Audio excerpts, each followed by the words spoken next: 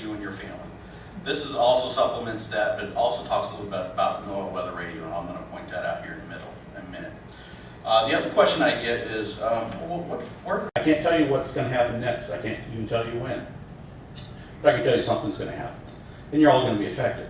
Well, you say, well, I live in I live in a single family home. It's made out of concrete block. It was built in 2010.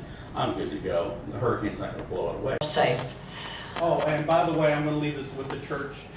Oh, So thank you. Working with the First Baptist on where to put it and what to do with it. Okay, thank you. Okay, so we're going to start, and again, we're going to start at this end of the table. We're going to pull a bag here, a quart-sized bag, and we're going to go down, and we're going to pick one of each item, except at the back there you will see.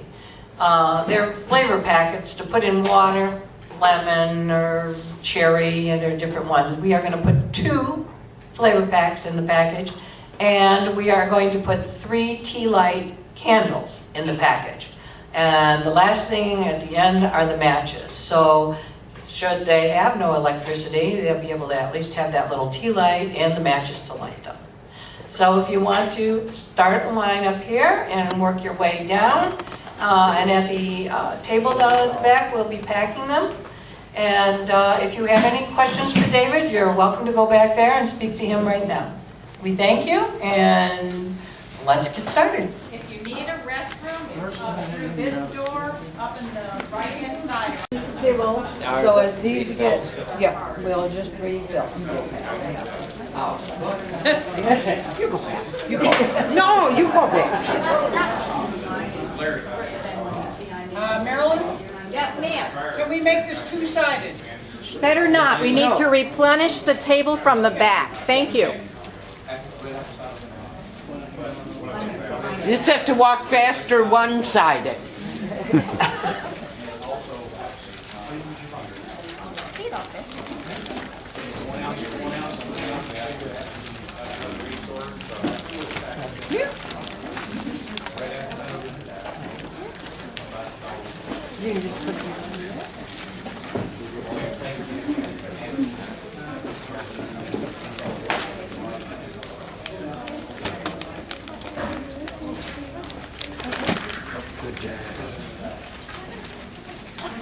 To even challenge us and again make us aware of the necessity and the value of being prepared.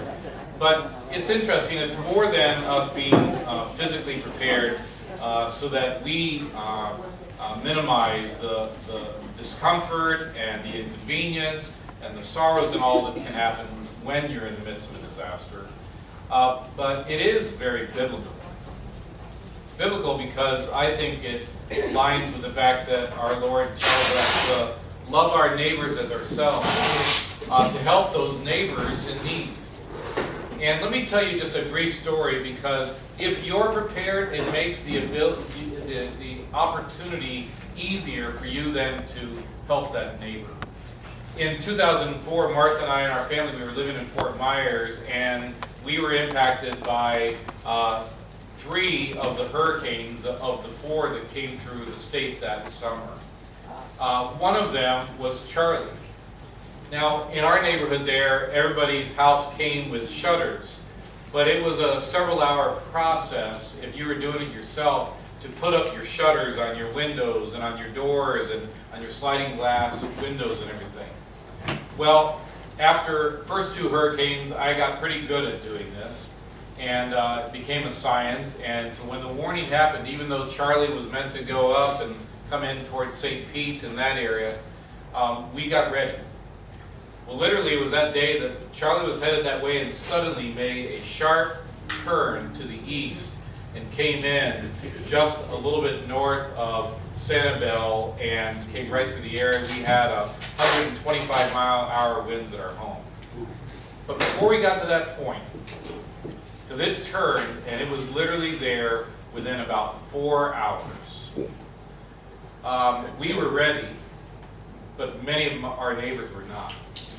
So we began, some of us who were ready, to go around and help our neighbors. And I loved what happened. Not only did we help them in the result be protected from damage, but it allowed us then to build relationships that weren't there before. We got to know each other by name.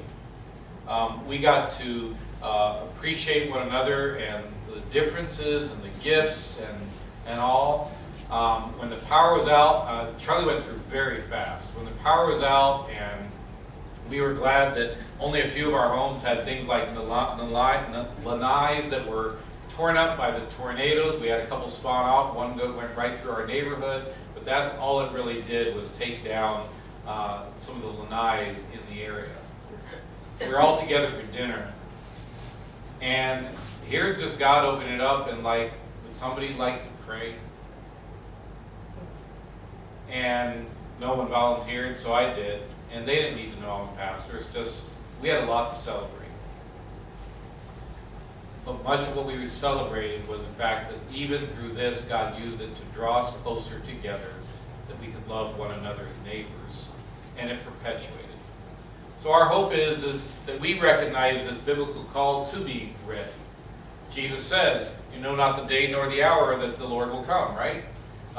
And you know, that's not only in matters of us being ready in earthly, temporal ways, but it's important for us to be ready for eternal ways.